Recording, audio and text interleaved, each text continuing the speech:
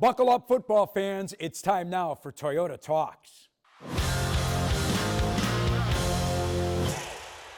Bears and Browns Sunday. We've got the game. Our coverage starts with Bears Game Day Live at 9:30. Yours truly and Anthony Herron on the show. Calling the game here on Fox, Kevin Kugler and Daryl Moose Johnson on the call. And Moose, nice enough to join us from Dallas, where he spent his career with the Cowboys.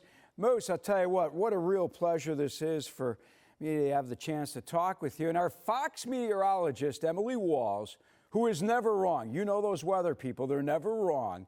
She's predicting 20 below wind chills Sunday at Soldier Field for the game. That's nothing for a guy from Youngstown, New York, right? No, but I've been in Dallas for quite some time, so my blood has definitely thinned. I remember my first winter back into the Western New York area, and I could not put on enough layers to stay warm. So I have lost my ability to manage the cold weather. So I hope Emily's not correct, because I would feel awful for Allison Williams, who's our sideline reporter. I'm with you. Do you remember the coldest game you ever played in? We had two. It's funny, so temperature-wise, a 5-degree day at Giant Stadium. That was cold, but that's New York cold, and I was comfortable there. Mile High, I think at the time it was actually the coldest game they had at Mile High in the early 90s, and not super cold, but I don't know, thin air gets a little bit colder or whatever the reasons why, but that was a chilly one. But the coldest game, the coldest I ever was on a field, was against Philadelphia at Texas Stadium. Rain at about 38 degrees and a pretty good driving rain. So you were soaked at 38 and you just got chilled to the bone and could never get warm again. Does either side, give me a player's perspective, does either side of the football have the edge in weather like this, offense or defense? I think only wind. I think wind is the big one that affects it. So if we're minus 20 because we've got a substantial wind chill and it's a feels like temperature, driven by the wind off the lakes. I remember that San Francisco game several years ago where we were in Buffalo for the late game and we were watching what was going on in Chicago in the early game. And we watched pregame warmups, and the field goal kickers couldn't keep the ball on the field from 35 yards out. I mean, it would go off the foot and then bank hard right into the stands. I mean, it was crazy how much the wind impacts that. So that really kind of brings it down to a run game, a quick pass game. Now you got to factor in run defenses and different things like that. So the wind is the big one that will kind of impact, how that matchup is going to play out. But just cold, if it's a nice sunny day and it's just cold, I really don't think it has an advantage either way. All right, we'll find out more about the wind coming up in the next couple of days as we get closer to Sunday. All right, you've seen the Bears this season. I'm sure you saw tape of the Green Bay game, maybe watched it live. They lose the game, but in this city, and you'll learn when you come to town, the fans feel like the Bears will win the war now with Green Bay. And after years of being beat up by Brett Favre and Aaron Rodgers, Bears fans feel like, hey, it's a rivalry again. Bears fought back in the second half, couldn't knock out the Packers, almost, if Caleb Williams throws the ball sooner to a wide open Cole Kmet. What did you think of the game after watching the Bears-Packers? Yeah, I did like the response that you talked about in the second half. I thought that was impressive. And, just reading, some of the clips and hearing Ben talk about, how the process is during the week post tough divisional loss, the way they handled training camp, the way they've handled practice, how they've been strategic about the padded practices that are afforded to them during the course of the year, just to make sure when we get towards the end of the season that if we need one to work on our blocking fits, our tackling, we've got one there. So he's always very, very calculated in how he's approaching things. And obviously he's one of those guys who's going to have those great adjustments, not just at halftime, but during the course of the game. So you start to find out the things that you think are going to work. And I think the biggest thing for me was just, the run game kind of came to life a little bit in that second half. And I was surprised to see him struggle a little bit in the first half after they performed so well against Philadelphia on Black Friday. So, yeah, it was an impressive response. And I think that's the biggest thing. Obviously come up a little bit short. You want to get that win. But you can check a box or two in a loss, and that's not a bad thing. All right, good. I want to get to the run game in a second, but we know that the rematch with Green Bay is a week from Saturday, and you were part of 3 Super Bowl titles in Dallas, so you know all about big games, but taking care of business in the next game and on those Cowboys teams. What would you guys do to keep focused on that next game, not look ahead to a matchup against Washington or the Eagles or the Giants? Knowing Ben Johnson the way you do you think the Bears fall into a trap game? Is there anything to be worried about here? No, I think trap game is an excuse if you lose to a team that you shouldn't have lost to because you didn't execute well. You may not have had a great week of preparation. I'm not a fan of the trap game kind of scenario, that whole myth. I think it's really just an excuse that you can kind of drop on. It's kind of like analytics, right? Today analytics, all the coach has to do, well, hey, why did you go for it on that 4th and 4 at the end? Well, the number said to go do that. Right. So that's kind of giving them an out instead of kind of processing all the different things that are happening during the course of the game. How have we been on 3rd and 4 all day? How has that defense been during the course of the season on 4th downs and 3rd downs in that distance? So there's a lot of things that you got to pull into place. I think the same thing happens when we start talking about trap games. It's just a team that went out, should have beat a team and then didn't. And it's hard to win a game in the NFL, every single week. And it's gotten even harder in this generation. I mean, we see how everything is so tight and how valuable every victory is for a team. So everybody should be poised to be able to come out and give your best effort. And I know that Ben Johnson and his staff will have this team ready, just because when you watch Cleveland on film, Shedeur Sanders has gotten better each start. That defense is still the Jim Schwartz Cleveland Browns defense with Myles Garrett and Grant Delpit and Denzel Ward, Devin Bush. I mean, there's some good players on that defense. And when you look at scores from Cleveland and you're like, well, that wasn't very close during the course of the game, and you watch that film, it's very close. And it's a lot of times it's mistakes that are putting that defense in a tough spot. I'm sure that Ben Johnson and his staff have let their players know, and everybody is at full attention for who their opponent is this weekend, regardless of what their record is. You played in the league for 11 seasons, all for the Cowboys, one of the greatest fullbacks to play the game, and you played alongside Emmitt Smith. So you appreciate a great run game, and when you look at what the Bears have put together with this new offensive line in front of DeAndre Swift and Kyle Monangai, how good, in your opinion, is this run game that the Bears have, and how far do you think it can take this Bears team? It's good, but it's still early in the process. You look at what Ben was a part of in Detroit, and when he had David Montgomery and Jahmyr Gibbs, those are 2 very different style of runners, and they were able to, kind of pair them together in a very, very unique and productive way. Kyle and DeAndre are probably a little bit more similar than Jahmyr and David Montgomery are, but there is a different style. I love Kyle Monangai and how physical he is. I've always been impressed with DeAndre Swift, just how versatile he is when you get him out in space, but then he is tough in between the tackles. They're both kind of like a David Montgomery style runner. But I was always impressed with the Detroit run game.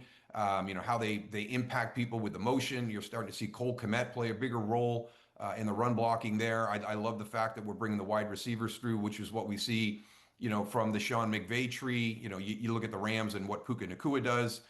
You go to Minnesota and you watch how those receivers are always a part of that blocking setup in the scheme in the run game for the Vikings. So this is just kind of part of that again, where the run game, to get the big chunk runs, it is truly 11 on 11.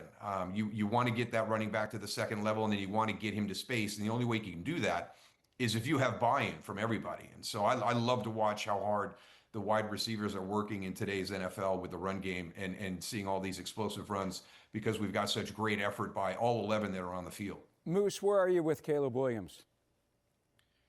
We had Caleb quite a bit last year, and it's just a consistency thing. And, the great thing about Caleb is he has the unteachables, right? He can make any throw that's out there. And when we did some of the games last year, people talked about, some of the negatives on him, but we were always trying to celebrate the positives, because every game we did, he made 1 or 2 absolutely amazing throws, a lot of them on extended plays on the move while scrambling, whether it was to his right, to his left, So we were impressed with the skill set that he had. Now, he has to get better with the completion percentage.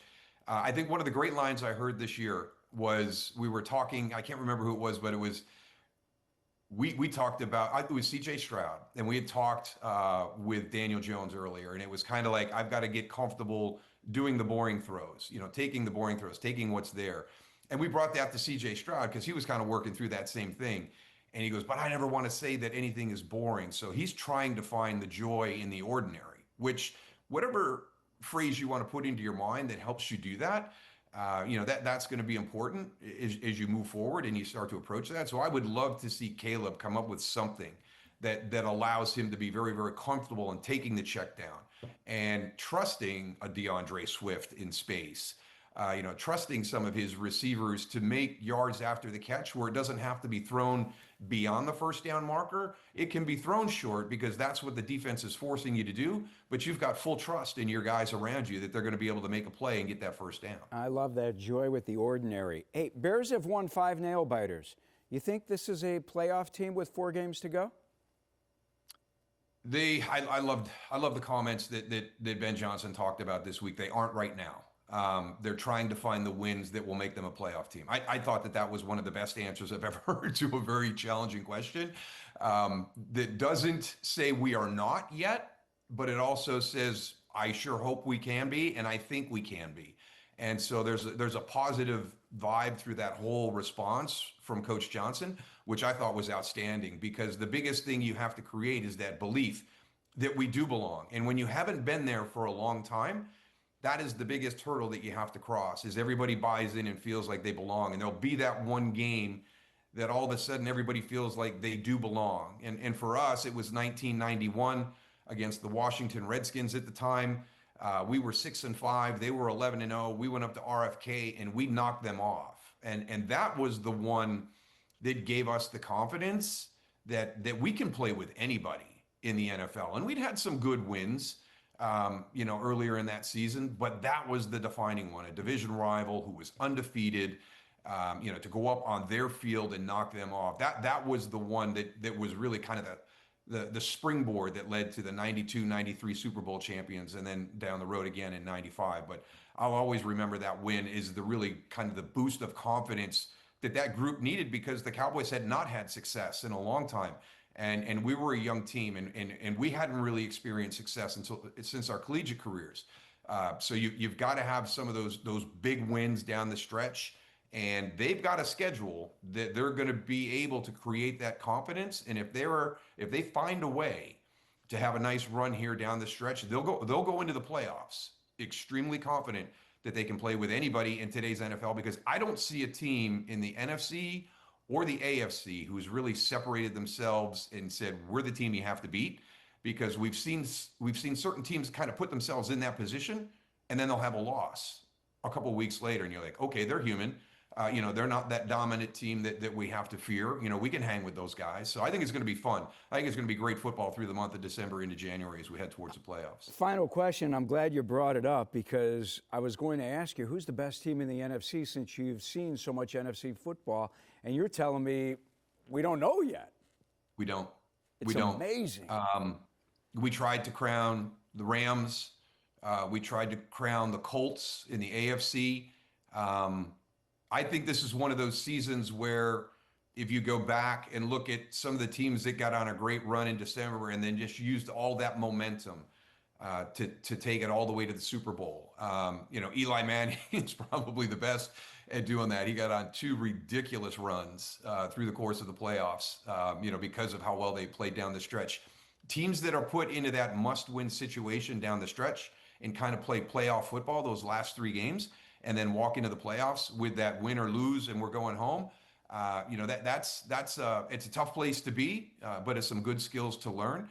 But I think this is a year where maybe we see a 6th or a 7th seed that played really, really well their last 2 to 3 games and had to win all of those to get into the playoffs, get on a little bit of a run and maybe head towards the Super Bowl. So I know this is in your division and it's probably not going to go over well in Chicago, but I would fear Detroit just because Dallas was on a high. They had knocked off Philadelphia and Kansas City, the 2 Super Bowl teams. from last year in 5 days. And they went to Detroit and got roughed up. You know, when that team is on, I think that they're still a scary team. The biggest thing for us this year, what we've seen, Lou, is injuries. And the other part of this is who's gotten healthy, who's gotten some of those guys back that were out from week 6 to week 10 or week 6 to week 12. And now they're back in. We see so many teams that have key players that are kind of starting that window of 3 weeks to get back to the active roster. I think that that's a big thing to watch as well, because we got a number of really talented teams out there who've been missing some key pieces. They've held it together, but once they get everybody back and they really start playing good football, could that be one of the teams that gets on one of those great runs and takes it all the way to the Super Bowl? Bears-Lions, final game of the regular season, could be for a playoff spot. Moose, I appreciate the time. Thank you so much. And do me a favor, dress warm. I know you're in Dallas. Dress warm, and we'll watch you Sunday here on Fox 32. I've got a great trick, Lou, that I learned when doing games at the Vet in Philadelphia on a concrete slab. There was no carpet. And if you get an old school heating pad and plug it in and roll it out and you stand on that heating pad all day, as long as your feet are warm, you'll stay warm. Wow. Great. Bring it for the press box at Soldier Field Sunday. Great plan. Moose, thanks so much, bud. You got it, Lou. Take care.